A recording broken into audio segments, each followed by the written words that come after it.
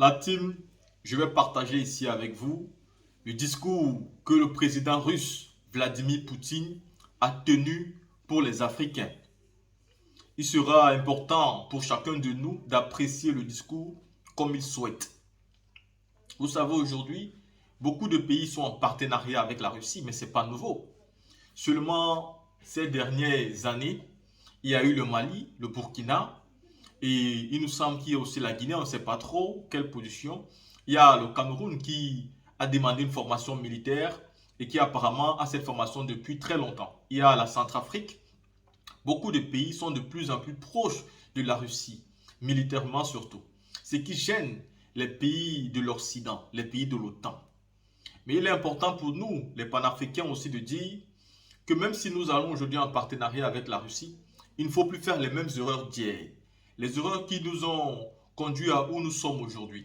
Le fait que nous soyons des deniers dans le monde. Dans tous les domaines, nous avons toujours quelque chose en arrière. Et il est important pour nous de parler. Vous pouvez prendre les exemples que vous voulez. Vous allez comprendre que les Africains sont toujours soit en train de faire trop, soit en train de faire moins. Quand vous prenez par exemple l'exemple des musulmans qui vont à la Mecque, vous allez remarquer que selon les dernières études, l'Afrique francophone et surtout l'Afrique noire, c'est-à-dire l'Afrique qui est considérée comme ayant les populations les plus pauvres, a dépensé plus de 300 milliards seulement sur les départs de certains musulmans à la Mecque. 300 milliards seulement pour les départs de certains musulmans à la Mecque. Et pourtant, nous avons des populations qui n'arrivent pas à manger, nous avons des populations qui ne peuvent pas se soigner, nous avons des populations qui ne peuvent pas se loger, qui ont un problème d'eau, nous avons des populations qui fuient pour l'immigration. Et quand vous regardez cela, on met des pays africains qui vont le plus à la Mecque et dépensent tellement d'argent. On ne voit pas l'Égypte, on ne voit pas le Maroc, on ne voit pas l'Algérie. Les pays qu'on voit le plus, ce sont nos pays en nous, ceux qui sont de l'Afrique noire. C'est-à-dire, je ne sais pas pourquoi nous dépensons autant d'argent juste pour aller à la Mecque, comme si depuis nos pays, nous ne pouvons pas prier. C'est devenu pour nous comme si à la Mecque, Dieu vivait vraiment là-bas. Allah vivait vraiment là-bas et c'est là-bas où il fallait aller pour avoir tout ce qu'on souhaitait et peut-être même le pardon. C'est dommage et pour moi c'est quand même pathétique. Et donc c'est ce qui prouve que nous les Africains, nous avons un problème et nous devons clairement revoir nos positions et nos mentalités.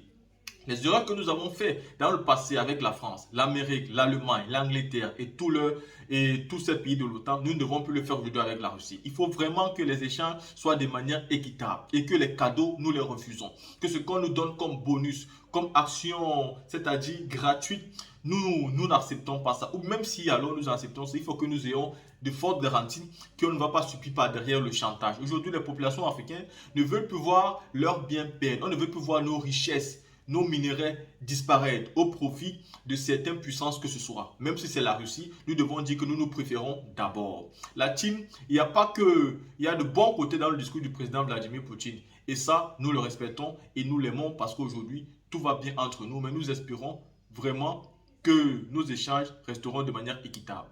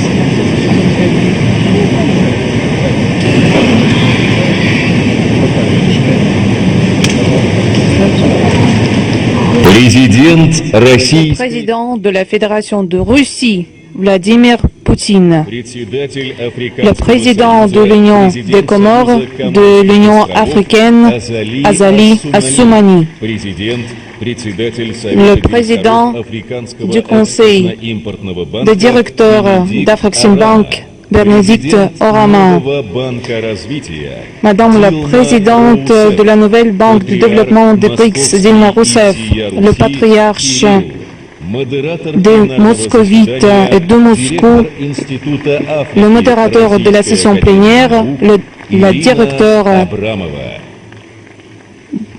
de l'Institut de l'Afrique de l'Académie russe des sciences, Irina Abramova.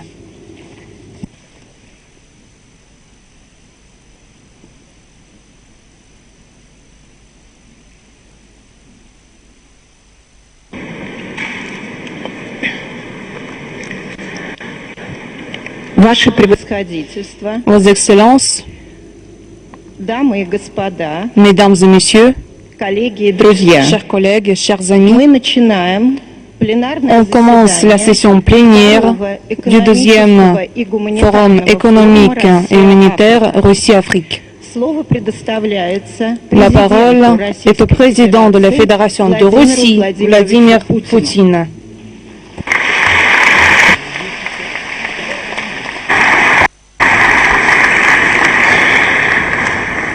Спасибо. Merci. Уважаемый господин Асумани, Monsieur Assoumani, уважаемые главы Mesdames et Messieurs les chefs правительств, d'État et de gouvernement, высокие представители les hauts стран, représentants des pays du continent africain, дамы и господа. Mesdames et Messieurs, Хотел бы je прежде voudrais всего сердечно vous saluer cordialement поприветствовать всех вас. à Saint-Pétersbourg. Благодарю за то, Je что vous вы remercie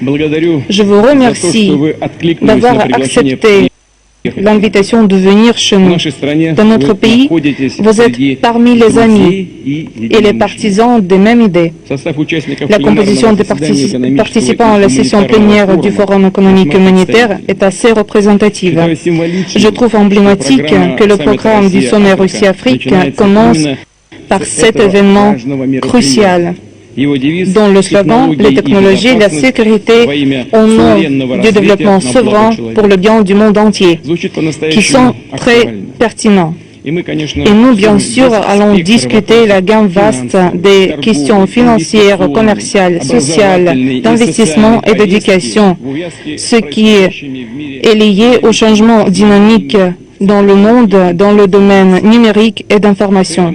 главный ориентир. L'objectif principal, c'est renforcer le bien-être de nos citoyens, améliorer les conditions de vie et résoudre les questions et les problèmes urgents. Il est à noter que dans le cadre des sessions de profil du Forum sur l'énergie, la logistique, le transport, l'agriculture, les finances, la santé, il est prévu de tenir de nombreuses discussions utiles et constructives et aborder les idées, les perspectives, les propositions sur de nouveaux projets conjoints, mutuellement profitables, les accords pratiques concrets, les contrats commerciaux. Le potentiel d'Afrique est évident. Pour tout le monde, avec une augmentation 4,5% в год превышают общемировые. Население приближается к 1,5 миллиарда человек. Ça Proche représente de 1,5 milliard de personnes et augmente plus rapidement qu'en nous avons ici une augmentation de la classe moyenne. Основной спрос на современные товары и услуги обгоняет аналогичные показатели в большинстве регионов мира. Россия в лице официальных кругов, бизнеса, общественности искренне заинтересована в дальнейшем углублении многоплановых торгово-инвестиционных и гуманитарных commercial связей с d'investissement à facettes multiples avec l'Afrique, ce qui répond aux besoins de tous les États et favorise la croissance stable et la prospérité. Il est à noter qu'à l'issue de l'année passée, les échanges commerciaux russo-africains s'est élevé à 18 milliards de dollars. C'est un résultat évident du sommet Russie-Afrique à Sochi. Je suis convaincu que nous sommes capables, dans un avenir proche, augmenter davantage le commerce. Pendant la première moitié de l'année courante, le volume des opérations des importations et des exportations s'est élevé de plus d'un tiers. La structure des échanges commerciaux, plus de 50% des livraisons russes en Afrique, ce sont les machines, l'équipement, les produits chimiques et l'alimentation. Nous sommes conscients de la signification de l'approvisionnement continu aux pays africains des denrées. Cela est nécessaire pour le développement économique et social et pour maintenir la stabilité politique. C'est pourquoi nous avons toujours accordé, nous allons accorder une attention particulière aux livraisons à nos amis africains du blé, d'orge, du maïs et d'autres céréales, y compris en tant que l'aide humanitaire au niveau du programme alimentaire de l'ONU.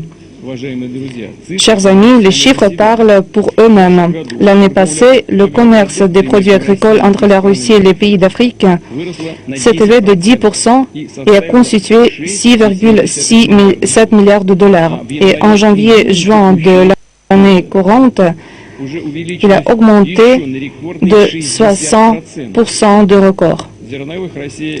La Russie a exporté en 2022 en Afrique 11,5 millions de tonnes de céréales et pendant la première moitié de l'année de 2023, presque 10 millions de tonnes. Et cela malgré toutes les sanctions légitimes imposées contre notre exportation, ce qui entrave les livraisons des alimentations russes, empêche le transport, la logistique, l'assurance et les transactions bancaires. Il y a un paradoxe.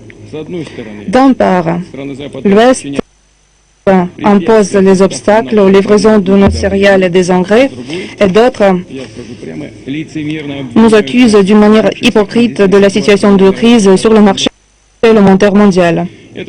Cette approche a été clairement observé au cours de la réalisation de l'initiative céréalière conclue avec la participation du secrétariat de l'ONU qui initialement visait à assurer la sécurité alimentaire globale, réduire les menaces de la faim et aider les pays les plus pauvres, y compris en Afrique.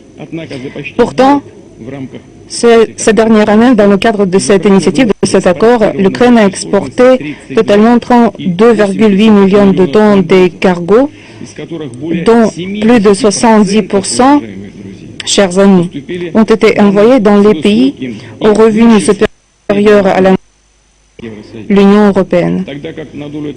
Et les pays comme l'Éthiopie, le Soudan, Somalie et un nombre d'autres États ont reçu une attention moins de 3% du volume total, c'est-à-dire moins de 1 million de tonnes. La Russie a décidé de prendre part dans cet accord, y compris compte tenu les obligations que les obstacles illégitimes seront levés en ce qui concerne les livraisons au marché mondial de nos céréales et des engrais. Je voudrais vous dire que c'est ce que signifie l'aide aux pays les plus pauvres. Mais en réalité, cela n'a pas eu lieu. Aucune condition de cet accord qui avait trait la levée des sanctions sur les exportations des céréales et des engrais russes au marché mondial n'a pas été remplie. Les obstacles ont été imposés pour les livraisons à titre gratuit. J'ai rencontré nos collègues avec le président de l'Union de commerce, le président de l'Union africaine. On a imposé des obstacles contre les livraisons à titre gratuit des cargaisons de céréales de 2000 tonnes de ces engrais bloqués dans le port européen. Nous avons réussi seulement deux parties de l'eau, 20 000 tonnes au Malawi et 34 000 au Kenya. Le reste demeure dans les mains des Européens. Et tout cela malgré le fait qu'il ne s'agissait que des actions humanitaires qui ne doivent pas être exposées à aucune sanction. Quelqu'un ne veut la Russie être riche et envoyer les argents à fins militaires, mais ce sont les livraisons à titre gratuit. Non, ils ne veulent pas lever ces sanctions malgré les discussions vides à aider les pays les plus pauvres. Compte tenu des faits mentionnés, nous avons rejeté la prolongation de cet accord. Notre pays est capable de substituer les céréales ukrainiennes à titre gratuit dans les pays ayant le plus grand besoin de l'Afrique. D'autant plus que cette année, nous attendons la récolte de records. En ce qui concerne les faits concrets, dans 3 mois, nous serons prêts à envoyer à titre gratuit envoyé au Burkina Faso, le Zimbabwe, Mali, le Somalie, la République centrafricaine et à l'Érythrée 25-50 000 tonnes de céréales. Nous aurons assuré la livraison gratuite de ces cargaisons.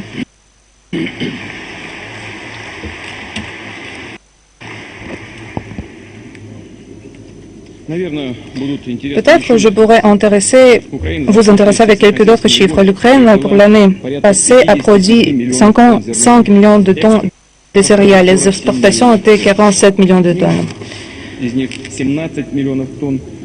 17 millions de tonnes sont le blé. Et la Russie, chers collègues, l'année passée, la Russie a récolté 156 millions de tonnes de céréales. 60 millions de tonnes ont été exportées. 48 millions de tonnes sont le blé. La partie de la Russie sur le marché mondial du blé, c'est 20%. Et de l'Ukraine, moins de 5%. Cela signifie que c'est la Russie qui apporte une contribution considérable à la sécurité alimentaire globale et un fournisseur international fiable et responsable des produits agricoles. Et ceux qui affirment que ce n'est pas la vérité, que c'est seulement l'assurance de l'accord céréalier pour exporter les céréales, il est en train de distordre tous les faits. Au cours de décennies, il tâche de mettre en place cette pratique malsaine. Notre pays va assister aux pays africains avec l'aide humanitaire. Nous allons participer d'une manière active pour former un système plus juste de la distribution des ressources. Nous appliquons tous les efforts inlassables pour prévenir la crise alimentaire globale. Nous sommes convaincus que grâce à l'utilisation des technologies agricoles respectives et l'organisation correcte de la production agricole, l'Afrique peut se nourrir, s'assurer la sécurité alimentaire, mais devenir un exportateur des denrées. Et de la partie de la Russie, nous sommes prêts à vous assister. Hier, avec mes collègues, au cours des négociations bilatérales, nous avons discuté ce dossier. Mes collègues ont raconté qu'ils ont la possibilité de produire tous les denrées, toutes les alimentations, mais la Russie est prête à partager avec les pays africains son expérience dans le domaine de la production agricole. Nous sommes intéressés à développer davantage la coopération avec les pays d'Afrique dans le domaine de l'énergie. Cette coopération se base sur l'expérience très riche. Les spécialistes soviétiques et russes ont conçu et construit de gros noms énergétiques en Angola, en Égypte, à l'Éthiopie et d'autres pays du continent, avec la puissance totale de 4,6 gigawatts. On a créé en totalité, je voudrais vous le souligner et attirer votre attention, on a créé une 4e partie de toutes les puissances hydroénergétiques de l'Afrique. À l'heure actuelle, les entreprises russes mettent en œuvre de nouveaux projets mutuellement profitables qui visent à satisfaire les besoins des pays africains en combustible et les puissances producteurs pour assurer l'accès des Africains aux ressources de l'énergie bon marché, fiable, stable et écologique. Nous sommes en train d'élaborer de 30 projets énergétiques avec la participation russe dans 16 États de l'Afrique, dont la puissance totale de tous les projets électriques et énergétiques constitue presque 3,7 gigawatts. La gamme vaste des services partenaires africains proposés par notre entreprise Rusgidro, à partir des projets de livraison de l'équipement et des matériels jusqu'à la modernisation et la construction de nouveaux sites de la génération CLEF en un. Gazprom, Rosneft, Lukoil, Zarubezhneft sont les entreprises qui développent les gisements pétroliers en Algérie, en Égypte, au Cameroun, à Nigeria, en République du Congo.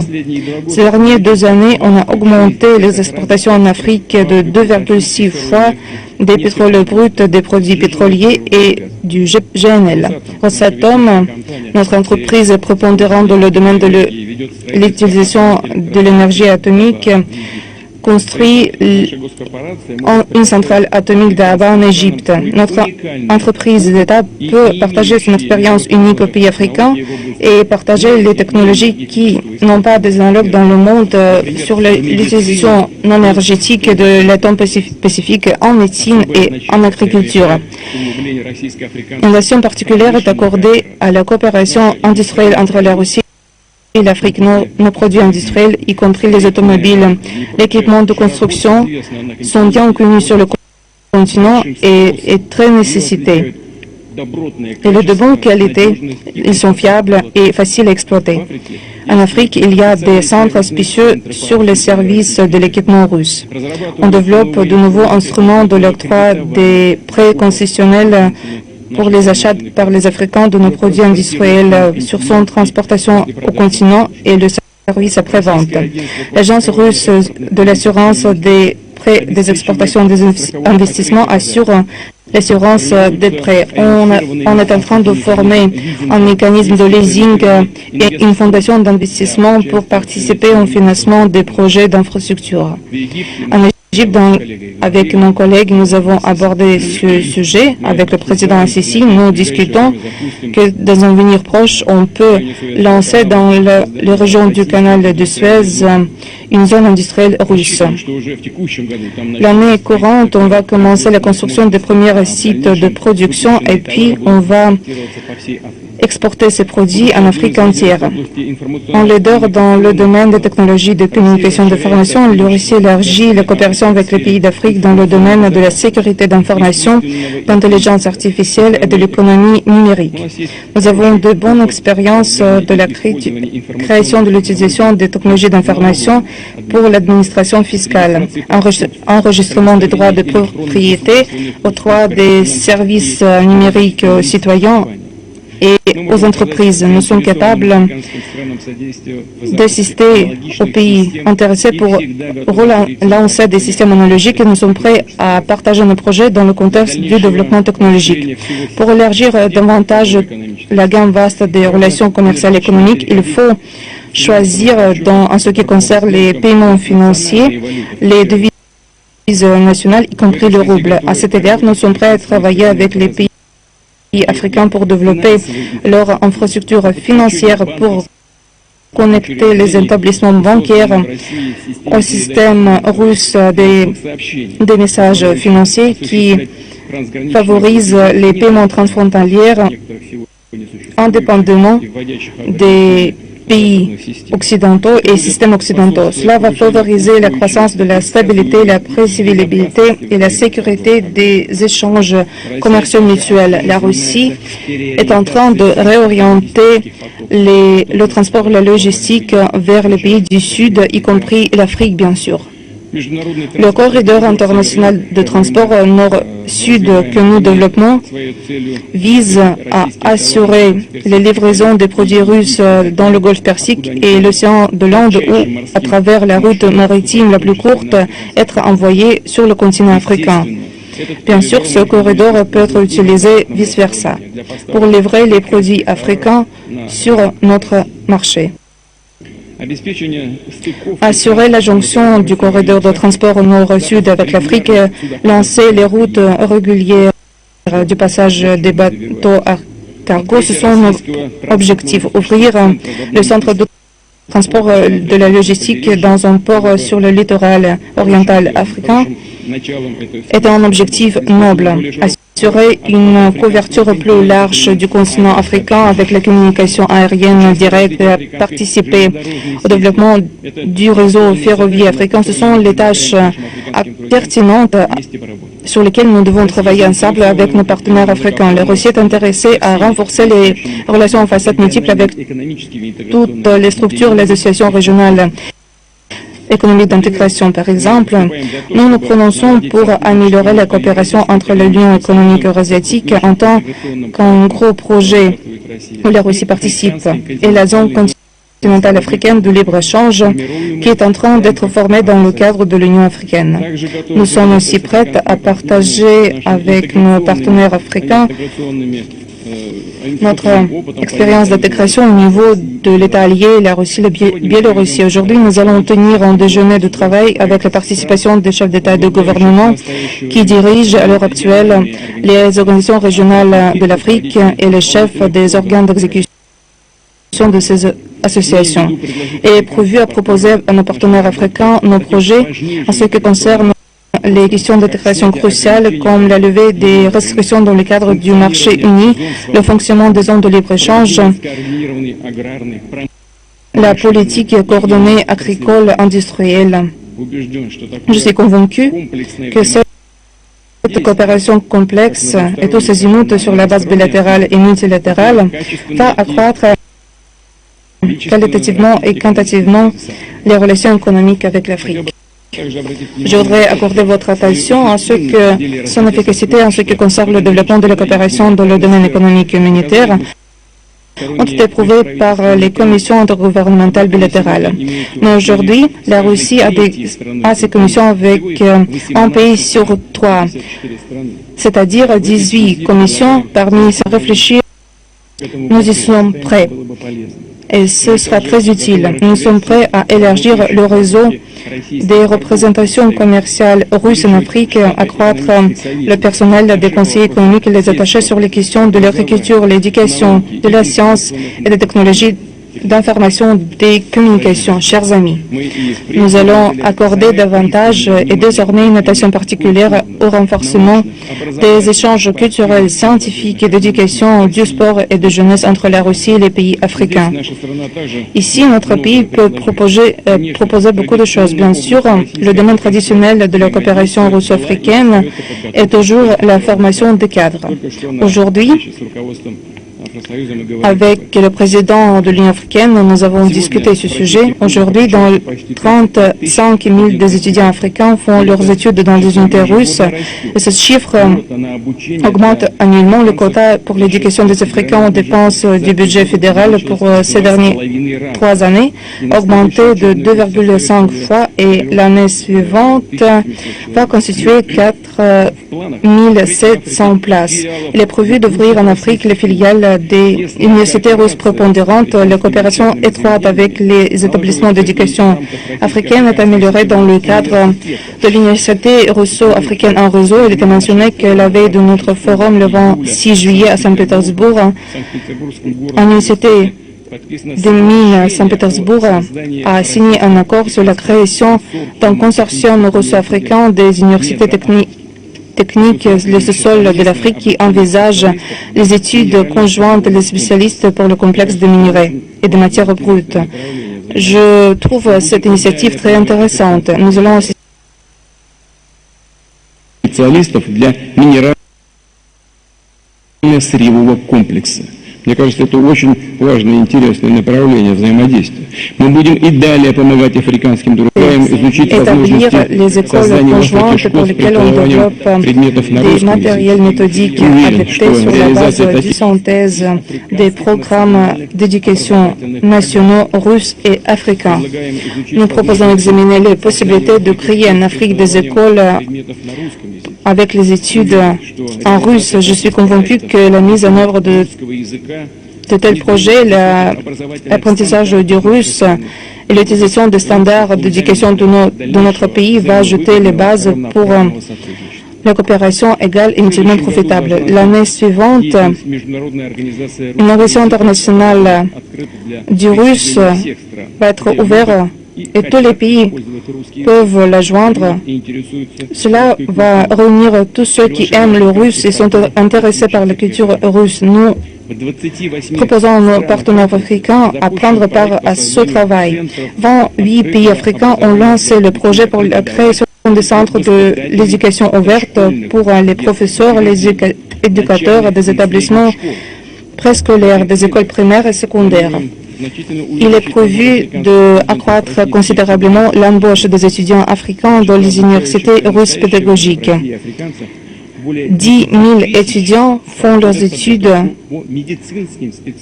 dans les spécialités médicales. La santé et la lutte contre les épidémies sont les domaines cruciaux de la coopération russo-africaine. Il est à mentionner que la Russie était le premier pays qui a aidé les pays d'Afrique dans la période de la pandémie du coronavirus.